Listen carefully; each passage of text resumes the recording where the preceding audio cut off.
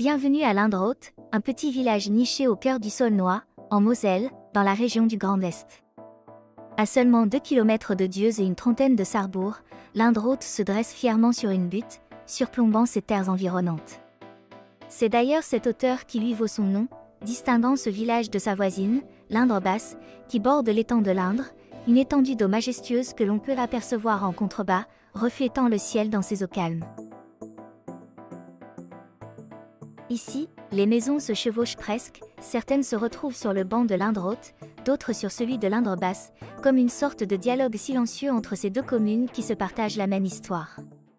Ce lien entre les deux villages, bien qu'à la fois symbolique et géographique, témoigne d'une communauté où les générations ont vécu en harmonie avec la nature et les rythmes saisonniers.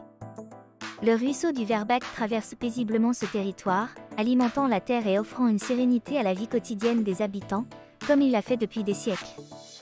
Lindroth, bien qu'un petit village de cultivateurs, fut dans les années 1920 à 1930 un lieu d'innovation et de progrès.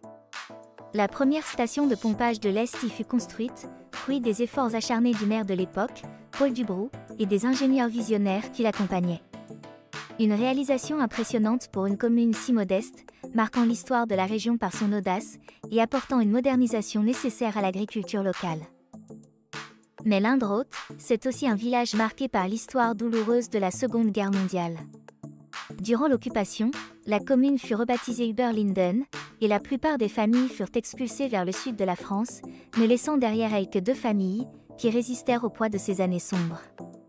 Les maisons désertées et les terres laissées à l'abandon durant ces années évoquent encore aujourd'hui le souvenir des événements tragiques. Cette période laisse une empreinte indélébile dans la mémoire collective du village, marquée par la résilience de ceux qui sont restés.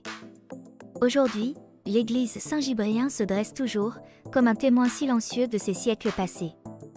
Son chœur remonte au XIVe siècle, et sa nef, reconstruite au XVIIIe, abrite un oculus qui baigne l'intérieur d'une lumière douce, renforçant la sérénité du lieu.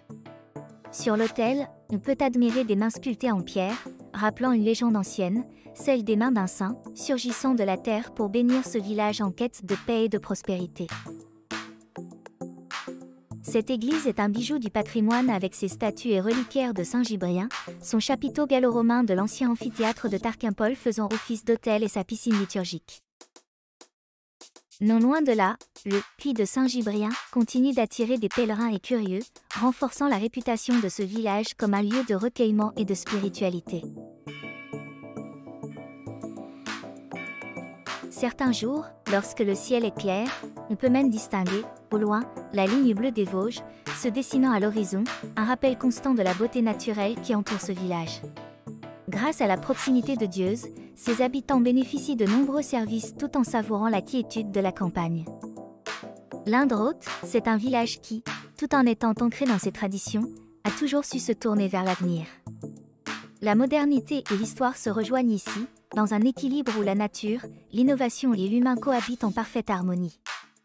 Un lieu où chaque pierre, chaque maison raconte une histoire, et où le calme est une invitation à la contemplation.